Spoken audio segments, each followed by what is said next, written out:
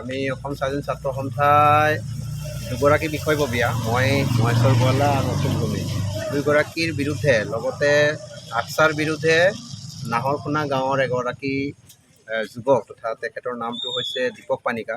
আজি 5 দিনমানৰ আগত তেখেতৰ নিজৰ যিটো ফেচবুক একাউণ্ট আছে দীপক পানিকা নামৰ, সেই ফেচবুক একাউণ্টত আমি দুইজনে তেওঁ ফেচবুকত স্পষ্টভাৱে লিখিছে দুইজনৰ নাম আৰু সংগঠনৰ নামটো তেওঁ লিখিছে যে আমি 35,000 টকা হেনো তেওঁলোকৰ গাঁৱৰ কিবা মাটি বাৰী কেছ এটা মানে বিচাৰ বা কৰি দিয়াৰ বাবদ মানে 35,000 টকা পইচা মানে খাইছোঁ বুলি তেখেতে মানে জনমানসত আমাৰ সংগঠনটোৰ লগতে আমাৰ দুয়োগৰাকীৰ ব্যক্তিগতভাৱে আমাৰ সন্মানত তেখেতে আঘাত হানা আৰু জনমানসত সেও প্ৰতিপন্ন কৰিবৰ কাৰণে যি এটা প্ৰচেষ্টা কৰিছিলে, একাউণ্ট এটা পষ্ট কৰিছিলে, তাক লৈ আমি ইয়াৰ যোগেদিয়ে মানে সমূহ অসমবাসীক আৰু আমাৰ সংগঠনৰ বিষয়ববীয়া আৰু ৰাইজক আমি অৱগত কৰিব বিচাৰোঁ।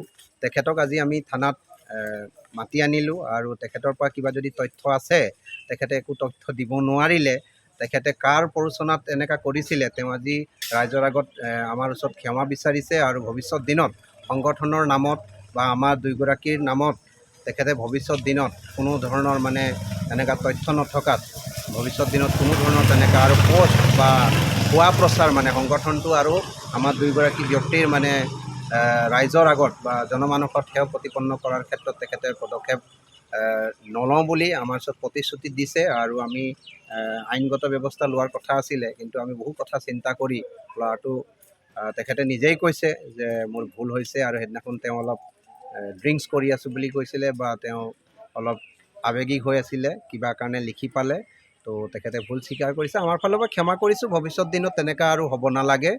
আমাৰ স্থানীয় ল'ৰা হয়, ভুল হৈ যায় মানুহৰ আৰু আমি সংগঠন কৰিছোঁ বুলিয়ে তেওঁৰ ওপৰত যে আমি হঠাৎ কিবা এটা শাস্তিমূলক কিবা এটা ল'ব লাগে তেনেকুৱা কোনো কথা নাই।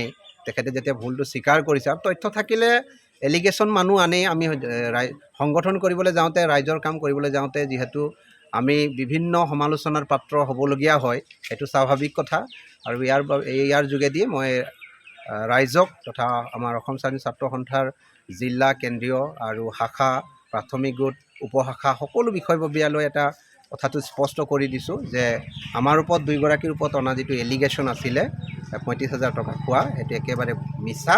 তেখেতে ৰাইজৰ আগত অৱগত কৰিছে আৰু তেখেতক আমি ক্ষমাও কৰিছোঁ আৰু ভৱিষ্যত দিনত যদি তেখেতে আমাৰ বিৰুদ্ধে বা সংগঠনৰ নামটো যদি জনমানসত সেৱা প্ৰতিপন্ন কৰাৰ ক্ষেত্ৰত যদি আৰু তেনেকুৱা কিবা পদক্ষেপ লয়, সেইটো কিন্তু তাৰ পিছত কিন্তু আমি ক্ষমা নকৰোঁ। সংগঠনৰ স্বাৰ্থত, জাতিৰ স্বাৰ্থত আৰু আমাৰ ব্যক্তিগত আমাৰ মান সন্মানৰ মানে হানি কৰাৰ স্বাৰ্থত আমি কিন্তু যিকোনো আইনী ব্যৱস্থা ল'বলৈ আমি হাতত ল'বলৈ আমি বাধ্য হ'ম। ধন্যবাদ। মই ছ'চিয়েল মিডিয়াত পোষ্ট এটা কৰিছিলোঁ। কাৰ বিৰুদ্ধে?